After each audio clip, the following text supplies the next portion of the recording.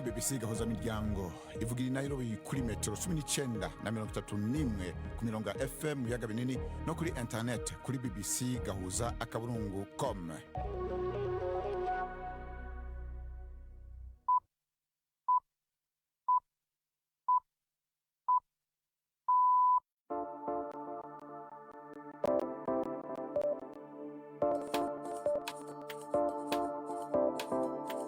Ubu ni isaha imwe n'igice z'ijoro i Nairobi, ni isaha 12 n'igice z'umugoroba mu Burundi no mu Rwanda. Muri kumwe na Bernard Bankukira. Turabanukije kandi tubaha ikaze bakunzi mwese ba BBC gahuza miryango. Turi kuwa mbere igenekerezo rya 13 ukwezi kwa 4 umwaka wa 2026. Izi ningingo zamwe makuru yo kuri mugoroba. Mu Rwanda hasozerewe indwi yo kwibuka genocide ku nshuro 32 hakaba hibutswe abanyapolitike bazize kudahuza n'ubutegetsi bwari buhari ico gihe. Muri Tanzania abarundi bariko barahunguka aho barindirira imbere gutaha hateye agahinda. No kuvuga ukuntu vyifashe kuri Departure Center hari umwanda udasanzwe, amatwarete yose yarahari yaruzuye, umunuko uragusanga mwibarabara kubera umwanda, amazi kandi ntayahari. Uno munsi kandi Papa Leo yatanguye urugendo muri Afrika mu gihe havugwa icuka kibi hagati yiwe hamwe na President Donald Trump wa Leta Zunze Ubumwe za Amerika igihugu aturukamo. Ntidushaka umupapa yovuga ko ubugizi bwa nabi ataco butwaye mu bisagara vyacu. Sindabikunda. Sindi mu bakunda cyane Papa Leo. Tubafitiye kandi n'amakuru y'inkino. Amakuru hagariwe na Anne-Marie Niyomiza. Idonido ni mukanya y'amakuru avuga hirya no hino kw'isi dushikizwa na Judas Hundimpundu. Inkengera za Iran zogawe na Leta Zunze Ubumwe za Amerika nkuko Trump yari yabivuze inyuma y'ibiganiro by'amahoro hagati ya Iran na Amerika ataco bishikiyeko mu mpera z'indwi yarayiheze. Perezida Trump avuga ko ubwato bwose buzotegerwa bukazokatishwa inzira canke bugafatwa kiretse ubuca mu muhora wa Hormuz butaja canke butavuye mu bivuko vya Iran. Iran ivuga ko izokwihora ariko Perezida Trump agabisha gusambura ubwato bwose bwa Iran bwo kugaba ibitero buzogerageza kwegera aho hantu. Iran yarazibiye hafi vyose ivyahora bica muri uwo muhora ucamwo ica gatanu c'ibitoro na gaze bikoreshwa ku isi. Papa Leo yavuze ko atamugambi afise wo kwishurana na Donald Trump amasaha make inyuma yaho Perezida wa Amerika yifatiye mu gahanga uwo mwungere wa Eklezia Katolika. Papa tagimunwa mu kuyamiriza intambara ya Israel na Amerika kuri Iran yavuze ivyo atanguye urugendo rwiwe muri Algeria. Yabwiye abamenyeshamakuru ko azobandanya yiyamiriza iyo ntambara. Mu nyuma mwijambo giyiwe ku mugwa mukuru Alger, Papa yanebaguye ico yise ubukoroni bushasha n'ingene amategeko mpuzamakungu abandanya aho nyangwa. I will continue to speak out loudly against war, looking to promote peace, promoting dialogue. Nzobandanya nsemerera niyamiriza intambara. Ndondera guharanira amahoro no gushira imbere ibiganiro n'imigenderanire hagati y'ibihugu. Nzoguma mparanira kurondera inyishu zibereye ku ngorane. Abantu batagira uko bangana ku isi bari mu kaga uyu munsi. Abatazi ico bazira batagira uko bangana bariko baricwa. Nibaza ko bikenewe ko umuntu ahaguruka akavuga ati hariho inzira nziza gusumba zo kubyifatamo. Iyi ni BBC. Umushikiranganje wa mbere mushasha wa Hongria Peter Majari avuga ko ku munsi w'Imana ico gihugu canditse amateka mashasha kandi iyemeza kuzana ibihe bishasha. Yavuze ko atamwanya afise wo guta acahamagarira umukuru w'igihugu gutuma ko vyihuta abagize inama nshinga amateka nshasha. Yavuze ko Hongria yibwe kandi igeze hatemba bituma kibi gihugu gikenye kandi cambere kirangwamwo ibiturire mwishira hamwe y'umwe bwa Buraya. Mu guca umurongo musi y'intwaro yari maze imyaka 16 y'inshuti magara y'Uburusiya Viktor Orban, Majari yagize ati ikibanza cacu kiri Buraya. Anongera ko ashaka ko Uburaya bugira ijwi rishika kure. Mu bikorwa vyiwe vyihutirwa hari kugabanya ibiringo vy'umushikiranganje wa mbere gushika kuri 2 gusa. Igisirikare ca Nigeria kivuga ko umusirikare mukuru n'abandi basirikare 6 bishwe mu gitero ku ikambi ya gisirikare mu ntara ya Borno yo mu buseruko ubushira uburengero uburaruko. Itangazo rivuga ko imodoka uwo musirikare yatangiramwe amategeko y'intambara yace ku kintu giturika abantu bikorera ahitwa Monguno hafi y'Irubibe na Chad. Ryavuze ko hari abagwanyi ibishwe ariko nta donido ryatanze. Imigwi yitwaza izina rya Islam nka Boko Haram na Eta Islamique yo mu karere ka Afrika y'Uburengero igize igihe yakajije ibitero ku birindiro vya gisirikare mu buraruko ubushira ubuseruko bwa Nigeria. abajenerali babiri baramaze kwicwa muri aya mezi ya vuba. Bernard urakoze Judas.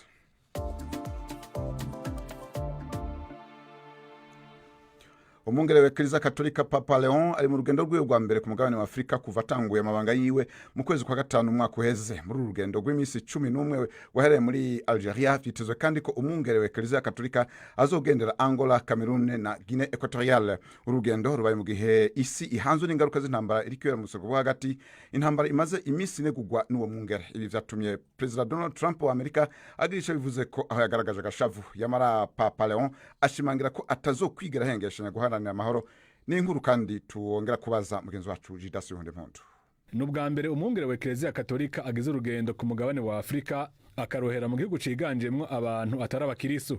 Papa Leo wa 14 urugendo rwiwe yarohereye mu gihugu ca Algeria kigwiriyemwo aba-Islam, ariko kubwiwe ivyo birafise insiguro ikomeye. Ico gihugu nico cavukiyemo umweranda Augustino, kandi Leo wa 14 asanzwe ari umupapa wa mbere aturuka mu muryango wakurikiranye inyigisho z'uwo mweranda. Uru rugendo Papa Leo wa 14 arugize mu gihe ubutunzi bw'isi buriko burahungabana kubera intambara Leta Zunze Ubumwe za Amerika na Israel ziherutse gutanguza kuri Iran.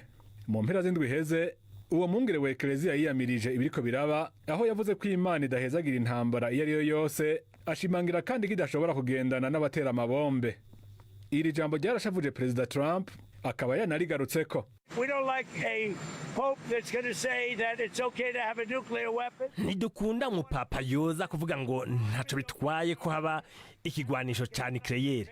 Ntidushaka umupapa yovuga ko ubugizi bwa nabi ataco butwaye mu bisagara vyacu. Sindabikunda.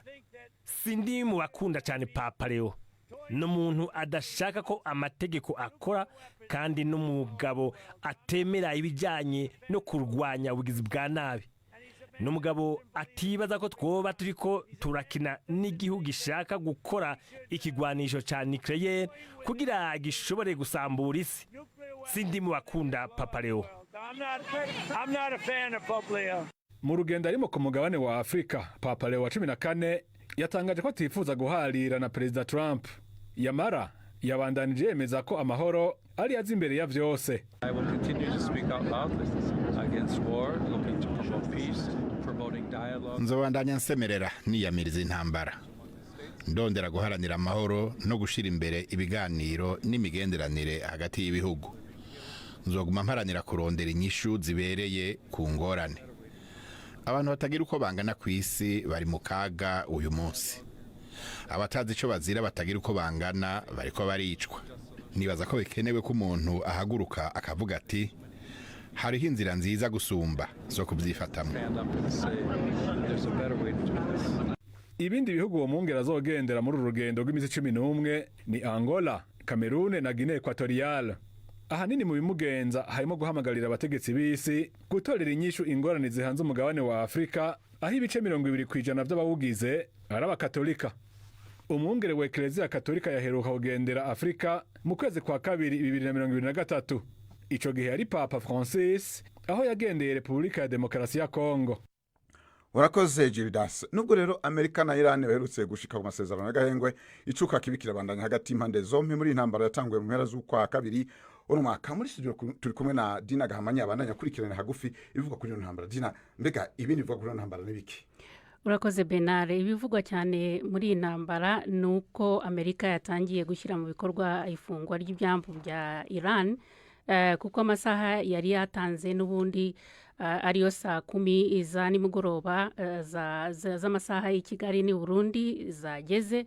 Ubwo rero bikaba bigaragara ko yatangiye gushyirwa mu bikorwa. Ikigamijwe na Amerika cyane cyane yavuze ko ari uguhagarikwa ry'ibikorwa byose mu kigobe cya Oman no mu nyanja y'Abarabu mu burasirazuba bw'umuhora wa Hormuz, nk'uko bivugwa n'ikinyamakuru Reuters.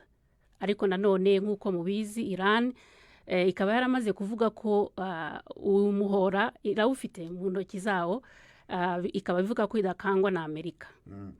Ariko haravugwa ibiganiro by'amahoro, mbega vyageze gute? Nk'uko mubiza ibiganiro by'amahoro byabaye mu cyumweru gishize, mu mpera z'icyumweru gishize hagati ya Amerika na Iran byatangiye ariko nta masezerano, ariko Trump avuga ko byananiranye kubera ko Iran itazigera ireka intego zayo zo gukoresha ibisasu bya nucleaire. Mbega none Israel ivuga iki narya ifatanije na Amerika mu gutera Iran? Nk'uko minisitiri w'intebe wa Israel Benjamin Netanyahu yabivuze, we avuga ko Israel ishyigikiye ko Amerika ihagarika ibyo byambu bya Iran biri ku muhora Hormuz. Netanyahu akaba yanavuze ko igitekerezo icyo ari cyo cyose cy'uko Amerika na Iran bitavuga rumwe ari ikinyuranyo cyuzuye. Yashimiye kandi Perezida Trump kuba yarafashe icyo cyemezo, akaba avuga yuko byumvikana ko gushyigikira iki cyemezo gihamye ari ikintu cyiza cyane. Urakoze Dina Gahamanye kuri aya makuru mashasha duhaye kuri ino ntambara ya Iran na Israel hamwe na Amerika. Urakoze cyane. Abajejwe amagara y'abantu mu Burundi bavuga ko hariko harakogwa amatohoza ku ndwara itaramenyekana iyo ariyo, ariko imaze kwica abantu 5, abandi barenga 30 bakaba bafise ibimenyetso vyayo. Abahitanywe n'abarwayi iyo ndwara bose bari muri district ya Mpanda mu ntara ya Guse Bujumbura mu rengero bushira uburaruko bw'u Burundi. Gusa gushika ubu indwara zandukira vuba kandi zica cane nka Ebola, Marburg, inyonko y'umuhondo n'izindi zizwi nka Crime Congo ibipimo vyakozwe vyagaragaje ko zitarimwo mu gihe rero ibipimo bibandanya ngo iyo ndwara imenyekane iyo ariyo. Umushikanganje w'u Burundi ajejwe amagara y'abantu Lidwine Baradahana yabwiye abanyamakuru uko abanyagihugu uko bokwifata, anavuga n'ibimenyetso vyayo. Ubushikanganje bwo kubungabunga amagara y'abantu buriko burakorana cyane n'abahinga basanzwe bafashanya n'igihugu cy'u Burundi kugira iyo ndwara imenyekane mu maguru masha. Akaba ari nacyo gituma hariho n'ibipimo byarungiswe mu malaboratwari yo hanze kugira ngo habe ubushakashatsi bwimbitse. Turahamagariye abenegihugu mwese kuguma murikanuye kandi mwongere mu gukurikize izi ngingo zikurikira. Nazo nizi: gukaraba kenshi iminwe n'amazi meza n'isabune, kwirinda kwegera abantu bafite ibimenyetso bidasanzwe by'indwara, kwihutira kuja kwa muganga igihe cyose umuntu yumvise afise ibimenyetso bikurikira: umuriro mwinshi, kumeneka umutwe, gusoba amaraso, kugira amaso asa n'umuhondo n'umutoto uhishiye, kubabara mu nda, gucika intege birenze, kudahwa no gucibwamo n'ibindi bimenyetso bidasanzwe mushobora kubona. Uyu yari Lidwine Baradahana yabwira abanyagihugu uko bokwifata, avuga n'ibimenyetso by'indwara itaramenyekana.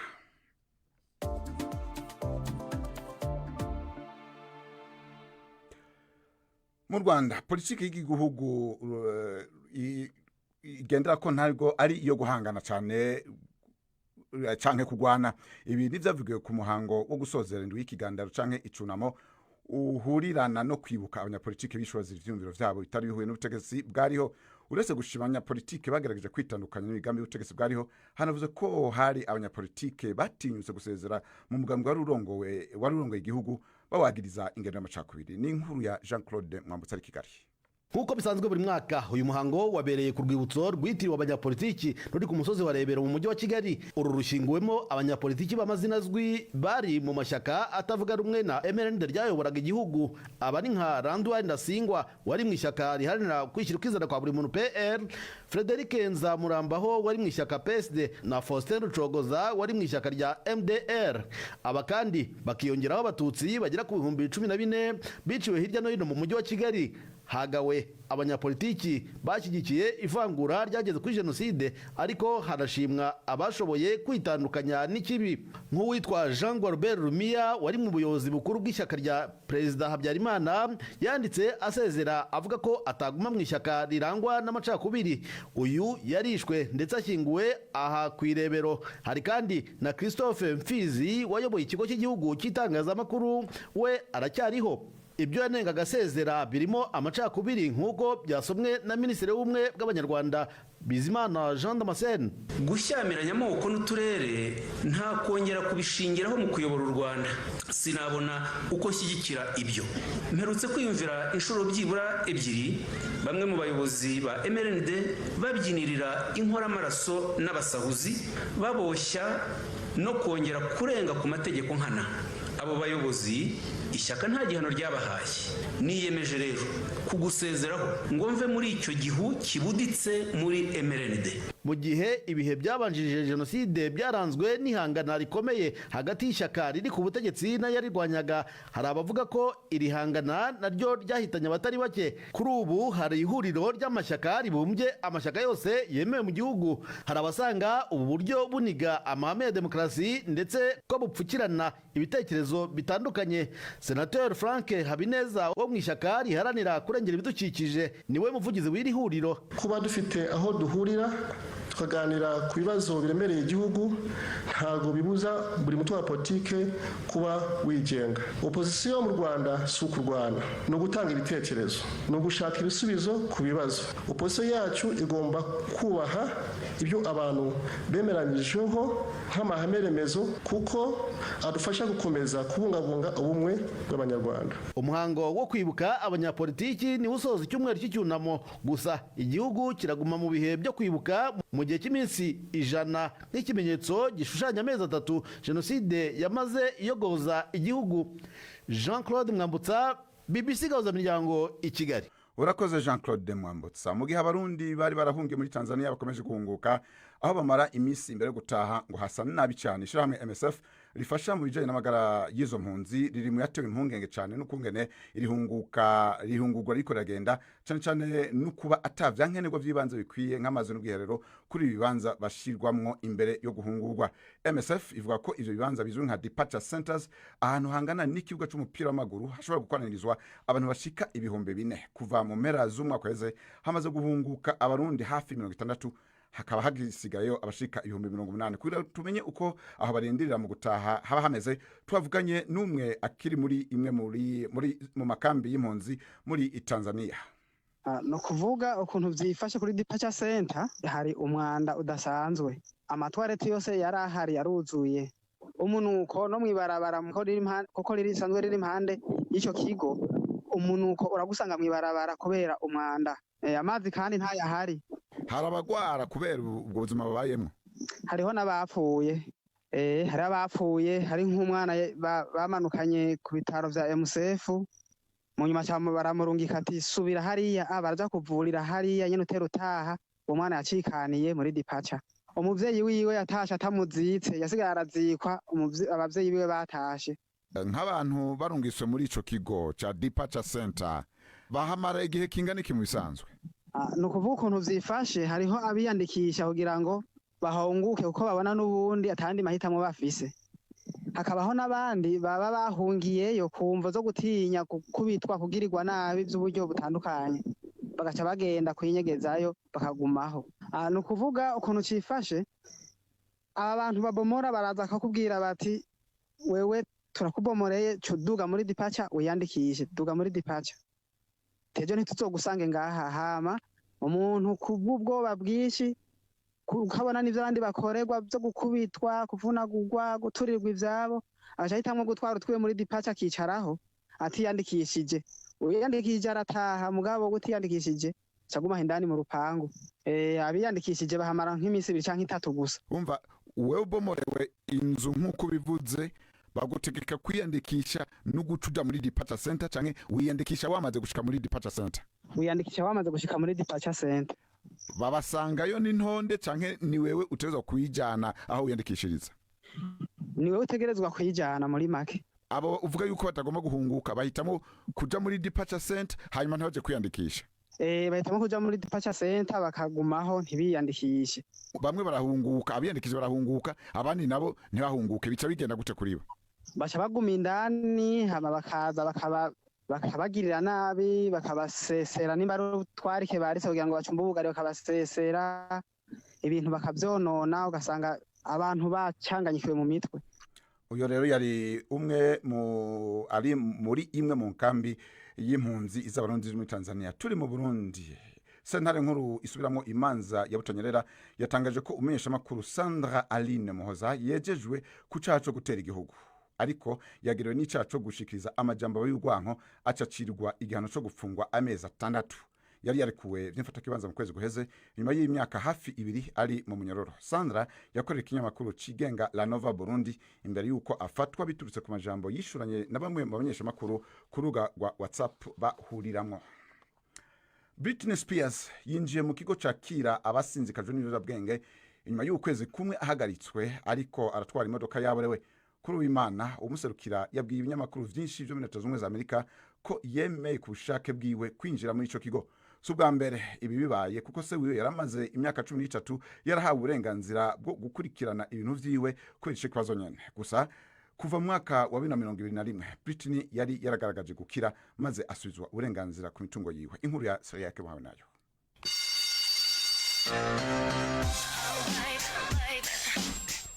Britney Spears ni umuririmbyi rurangiranwa azwi mu ndirimbo nyinshi harimo n'iyitwa One More Time.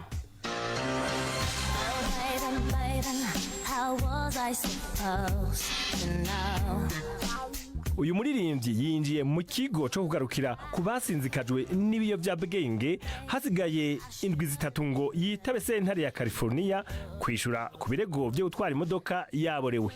Mu kwezi guheze harabareze uwo mugore w'imyaka 44 ko ari karatwara imodoka ye mu bwoko bwa BMW n'umuvuduko urengeje urugero nk'uko bivugwa n'igipolisi ca California. Ibyo byabaye itariki 4 z'ukwezi kwa gatatu aho yaciye ahagarikwa.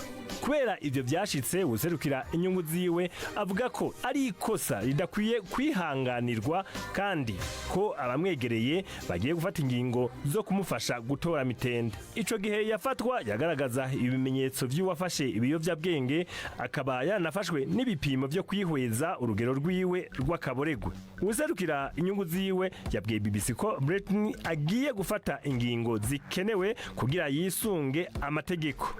Mu gihe c'imyaka 13 gushika mu mwaka wa 2021 Britney Spears yari yahawe uwushinzwe gukurikirana ivyiwe ingingo ijanye n'amategeko, yari yahaye ububasha se wiwe gukurikirana amahera n'ubuzima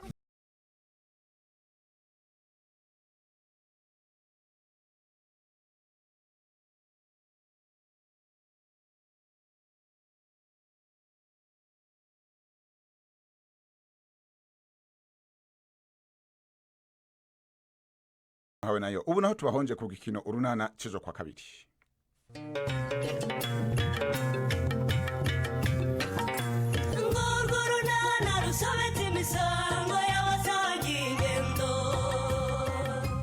Mu kiganiro urunana cyo kuri wa kabiri twabateguriye kandi Pascal ukomeje kuntuka nagukosora muri iki gitondo. Wacha maneno wewe, nta n'isoni urafuhira Nyiramariza. Wagufuhiye byagenda gute buriya? Uwo nkwiyamyeho ni umugore wanjye nasabye iwabo nkamukwa tugasezerana. Naho wanjye wasinyishije amadosiye rero bakubwiye ko namutoraguye mu muhanda. Ni 12:45 kuri BBC. Abakunzi b'urunana rero muri Kazanura nejo kuwa kabiri. Ubu naho duikaza Benjamin yo kwizerwa mu makuru y'inkino. Mwiriweho neza abakunzi b'imikino kuri BBC. Ayi mikino rekanya here muri Afrika, aho imikino ibanza ya kimwe cya kabiri cyo guhatanira ibikombe bya Afrika yabaye mu mpera z'icyumweru mu gikombe cy'impuzamashyira hamwe kizwi nk'igikombe cya Confederation. Ikipe ya Zamalek yo mu Misiri kuwa gatandatu yakuye intsinzi ikomeye cyane hanze muri Algeria, itsinze Belouizdad igitego kimwe ku busa.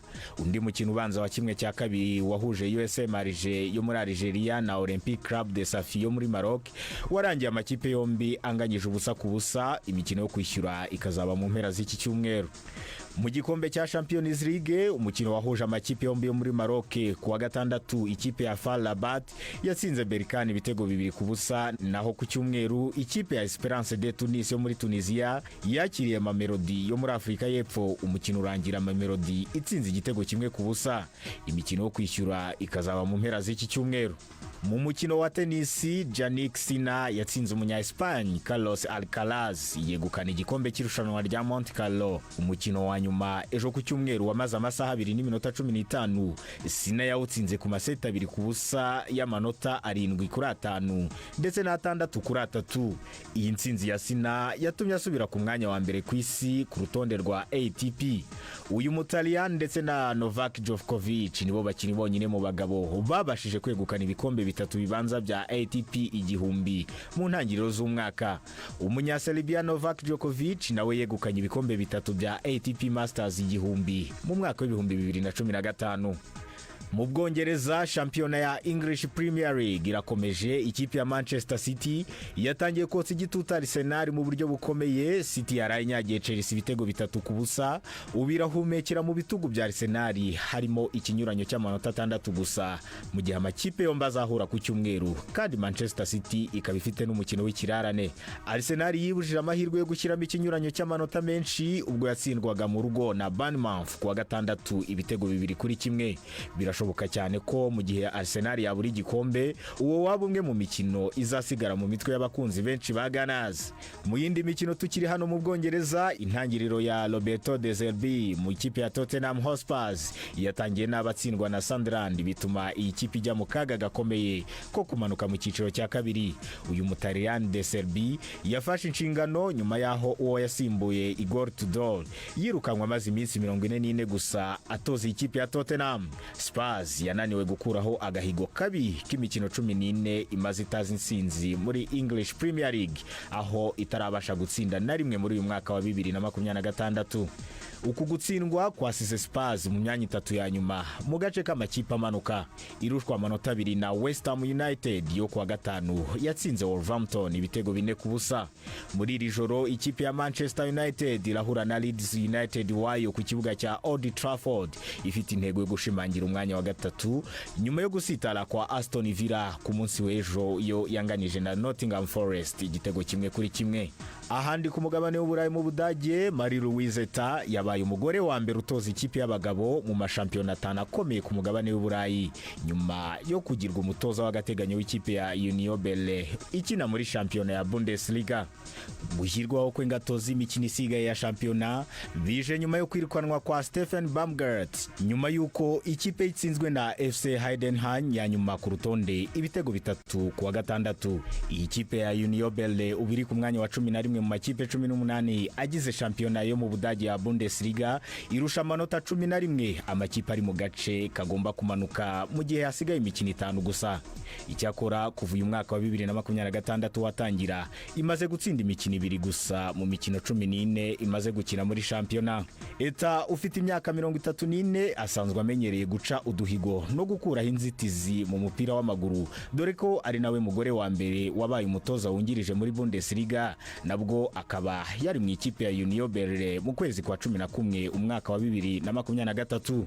Amakuru y'imikino reka nyasoreze mu gihugu cya Espagne, aho ikipe ya Barcelona igenda isatira gutwara ku nshuro ya kabiri yikurikiranyije igikombe cya shampiyona nyuma yo gutsinda Espanyol ibitego 4-1 mu gihe mukeba wayo w'ibihe byose Real Madrid yo yananiye gutsinda Girona umukino ukarangira ari igitego 1-1, bityo Barcelona igashyiramo ikinyuranyo cy'amanota 9 mu gihe habura imikino 7 gusa ngo shampiyona ya La Liga irangire. Ayo niyo makuru y'imikino nari nabateguriye uyu munsi. Nge ndi Benjamin niyo kwizerwa. BBC gahuza bijyango muri Afrika no kwisi yose.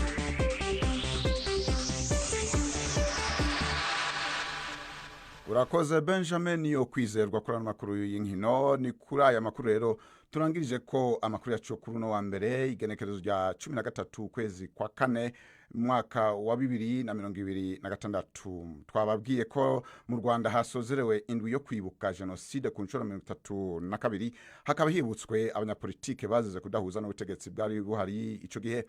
Mwumvise kandi ko muri Tanzania abarundi bariko barahunguka aho barindirira imbere yo gutaha hateye agahinda. Mwumvise ingene umwe mu mpunzi avuga uko hameze. Twabwiye kandi ko uno munsi Papa Leon yatanga urugendo muri Afrika mu gihe havugwa icuka kibi hagati yiwe hamwe na President Donald Trump leta zunze ubumwe za Amerika igihugu aturukamwe. Mushobora kandi gusoma vyinshi ku mbuga zitandukanye za BBC gahuza miryango harimwo urubuga ngurukana bumenyi bbc.com agakwego gahuza imbuga za Facebook, X na WhatsApp channel. Aya makuru yarahagarariwe na Anne Marie niwe mwiza muhinga bw'ivyuma yari Maxwell Okoth Onyango. Kwizo nyabo bose rero hamwe n'abafashije bose kugira ngo amakuru abashikire Bernard Bankukira nkabandi bashimiye mubwire umugoroba mwiza canke umunsi mwiza canke igitondo ciza bivanye naho muherereye mu mbadi zitandukanye z'isi.